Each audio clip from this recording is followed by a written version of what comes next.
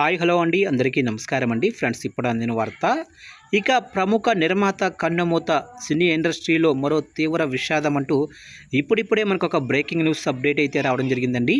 అయితే ఇందుకు సంబంధించిన పూర్తి వివరాలు అయితే మన వీడియోలో తెలుసుకుందామండి. ఎవరు ఏంటి అనేది వీడియో మాత్రం పూర్తి వరకు చూడండి ఫ్రెండ్స్, అప్పుడే మనకి పూర్తి సమాచారం అయితే తెలుస్తుంది. లేట్ చేయకుండా టాపిక్లోకి వెళ్ళిపోదాము. ఇక సినీ ఇండస్ట్రీలో విషాదం నెలకొంది.